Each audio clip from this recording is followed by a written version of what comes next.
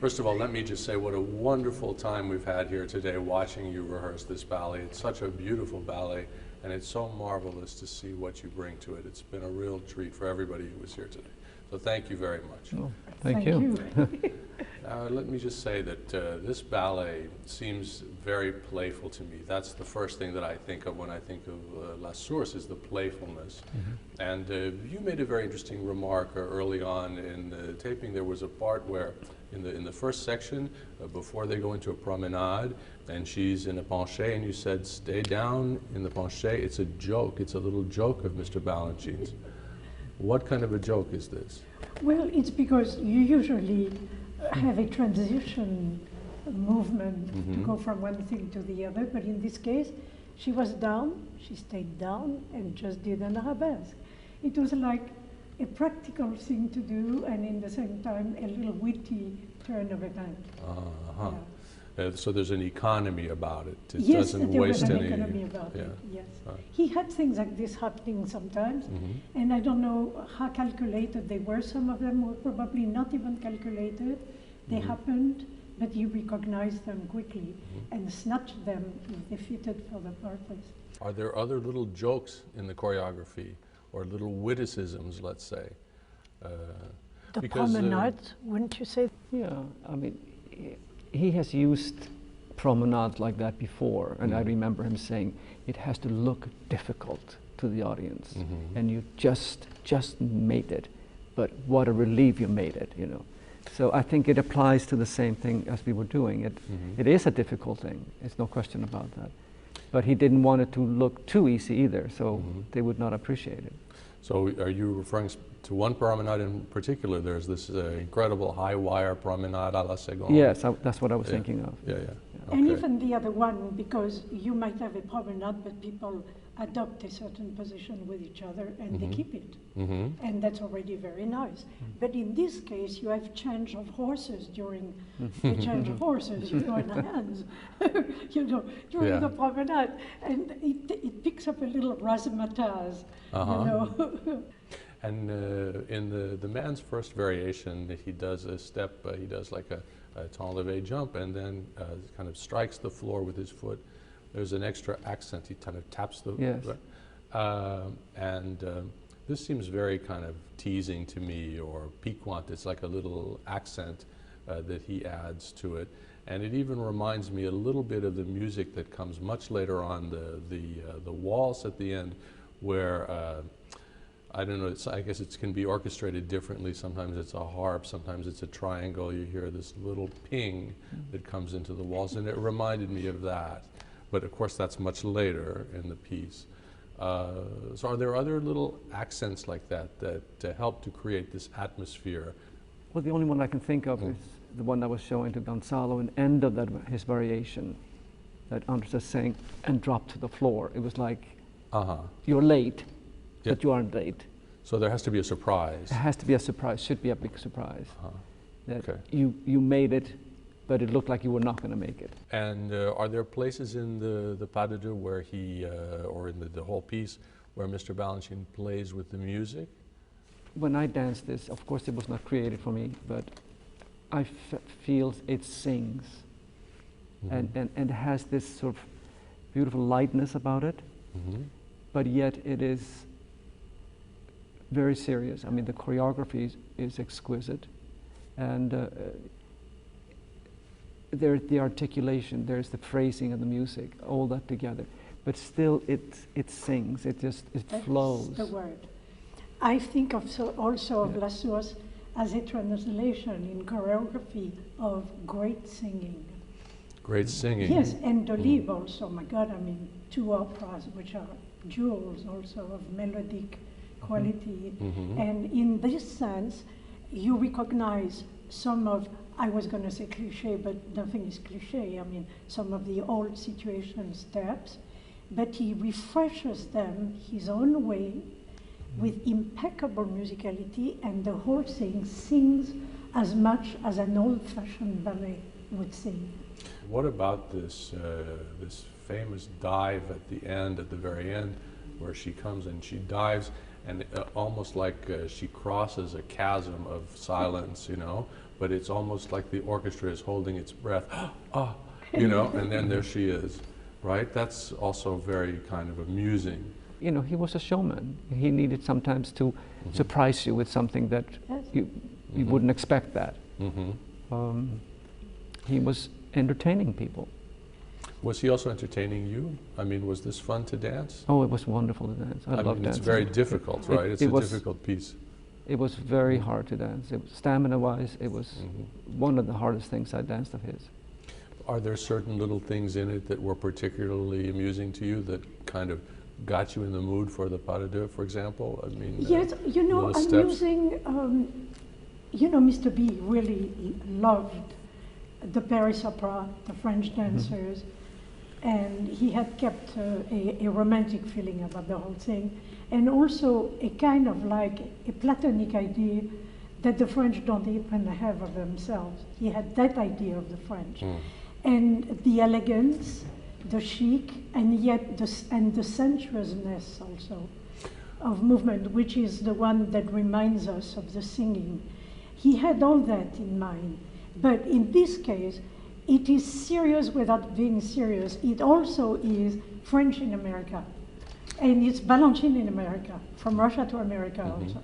So St. Petersburg, thinking highly of France, and doing it in America. And what you get is the translation of all this. And by the time you get it here, it's more free, it's more daring, it's a little bit fresh, it's a little bit provocating in the freedom that it has, and yet it is solidly put together, like everything that he always did, being the craftsman he was. Are there any steps in the ballet that seem typically French? And I don't know, there was one that kind of went by me, where you know, she does like a piqué onto a bent leg. Oh, yes, and I don't know why, to me, I don't know, maybe because that step is also in Suite en Blanc, or it's in something else. But is it really typically French, or is it? It would be the French of Liffard getting it from Balanchine and bringing it to France when Mr. Balanchine came here and did his stuff here. Liffard brought that sort of neoclassical thing of a little bit liberated line, more modern, quote unquote, sort of thing, you know, from the regular ordinary technique of classroom. So it would be a little bit of an import through Liffard, who worked with Balanchine, who did some great pieces for him. So that I think is where it is. There was something else I was thinking. Yes, you know, like some of the little steps that he did with the développé écarté and then brush over cross, little things like this. Even the passé, going around. And passé, also with the arms sort of going like this a little bit. It's like a little bit, a girl who would be a bit fresh also, a little, you know. You said shaking the tutu at one point, not right? shaking the tutu too much. You have to do it with chic. Do you feel that you learned something about yourself or about your dancing from this piece? Yes, and I felt there was the logic of being chosen for it, where I was in my place in many ways, but I was still challenged, of course, by the invention, the new look at some of the older combinations, and the responsibility of it. So at the time that you came into the company, you came in not long after this piece had been created. And when did you begin to dance La Source? I think very soon after I got yes, there. Probably, yes. Yeah, because that was absolutely obvious for you. But I don't remember who taught it to me, other than I guess Eddie probably did it before, maybe you did even, But I think you taught me a lot of it. But yes. Yeah. It was just such a joy to dance with Violette. And one thing I have to say, that I knew I was musical, but I never thought of it. But I learned so much from Violette about musicality and phrasing that that had helped me with other things that I had to dance later, to just bring it out. I think, yes, Mr. B did that in certain things that he choreographed for me, but something like this, he would not be around in the rehearsal very much until I had learned it, and then he looked at it and he would say, do this or do that, good, and walk away, and we danced it. So I really had to rely on Violette very much and see. Well, thank you. You know, But did all that good for job. me. Good job. So what is typical of Balanchine in this piece, in La Source in particular? I think it has to do with, of course, being the supporting partner there. Mm-hmm. It takes a lot of stamina because it's quite difficult, and yet complement her as you're dancing with her in the line, how you do your arabesque, how you do your arms movement, and I think all that was something that was sort of new to me, and in a way that I had to learn. But also there's something about Helgi that characterizes him from dancing to directing through everything is his integrity.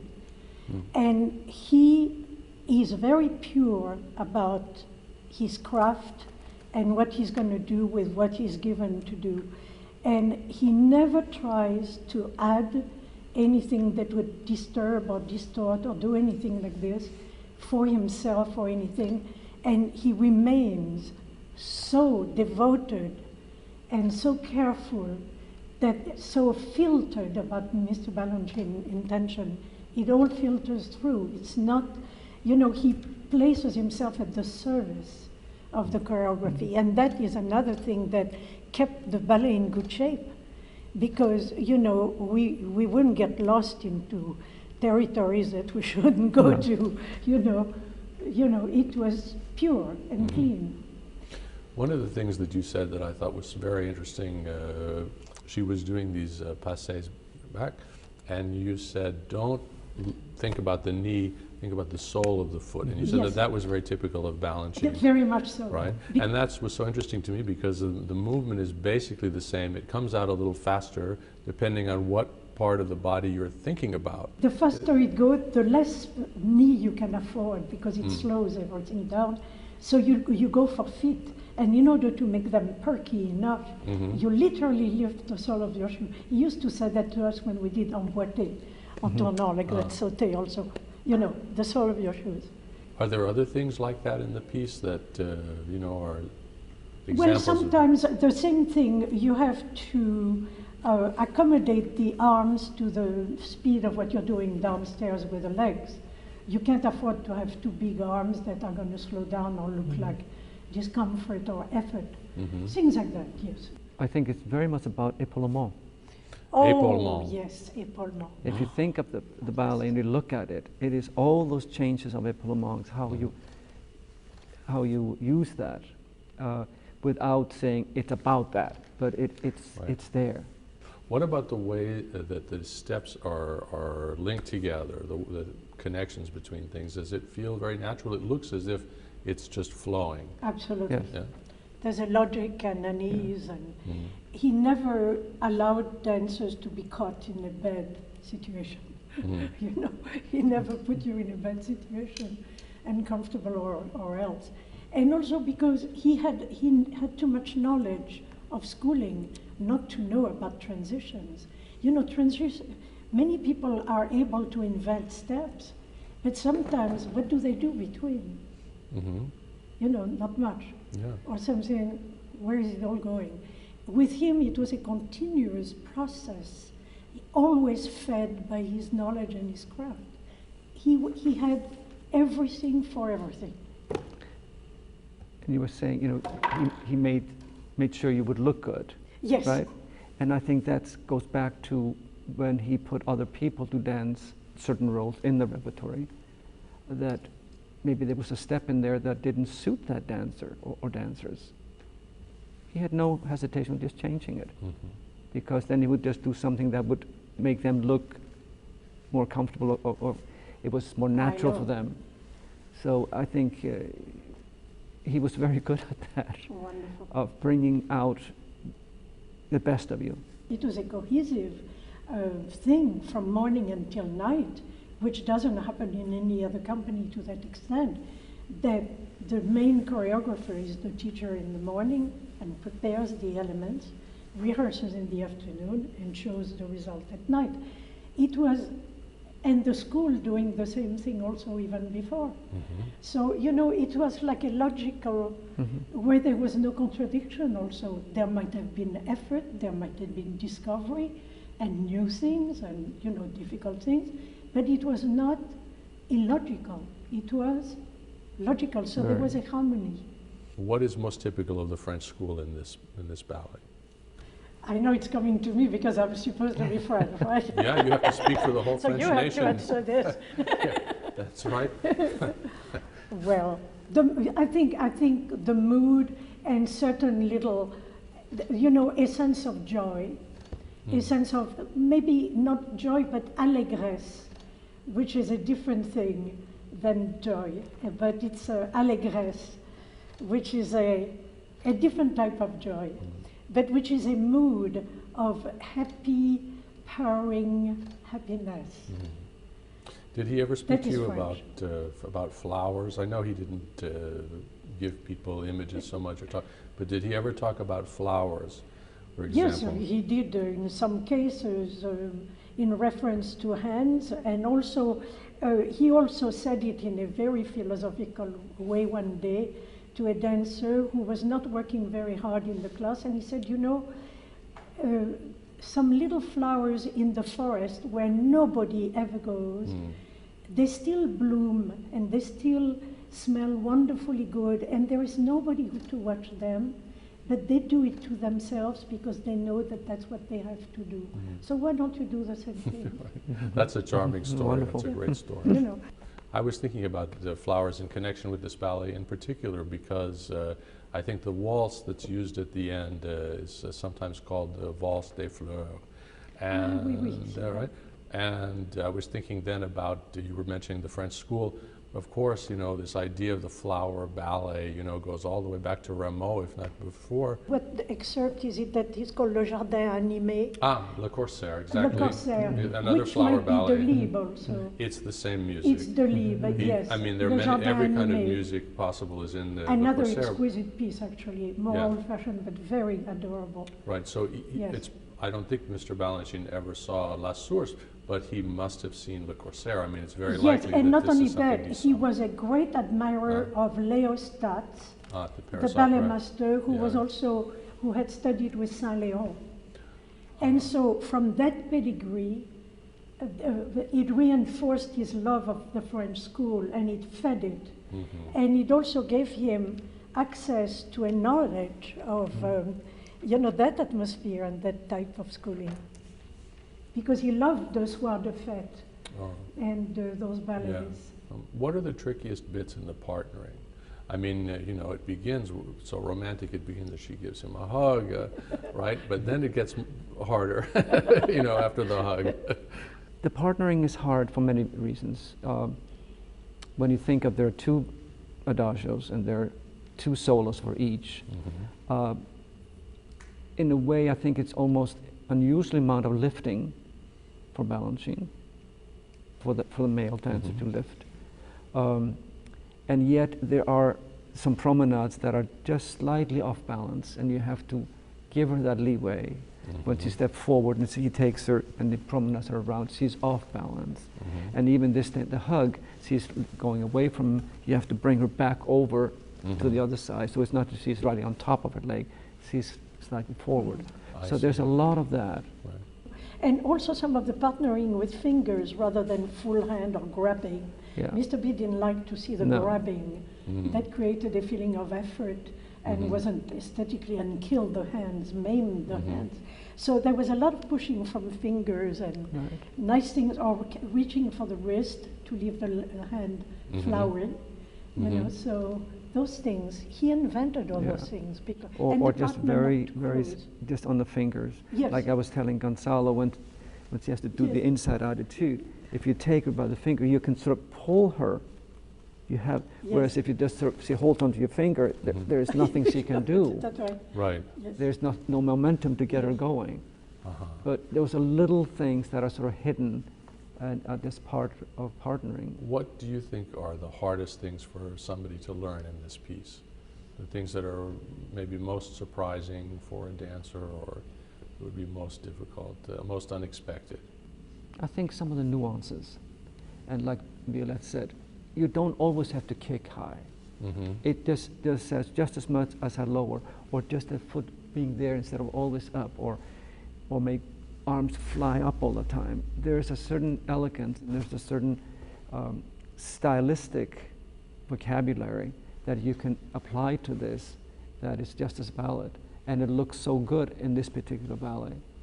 Are there certain steps in the ballet that you feel really kind of belong to you, that maybe he saw you do someplace else and he put them in because this is Violette Verdy's step?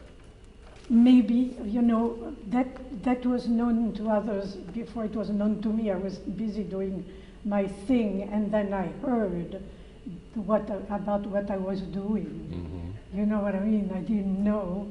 But Mr. B he knew us better than we knew ourselves, which is exactly the way it should be done, and the best chance we could have, because it would be very limited to go with what we knew ourselves, and it was illimited and surprising and rewarding to find out what he thought of us, which was more than we even imagined, you know. So he put you in a bigger dimension thanks to what he could do for you.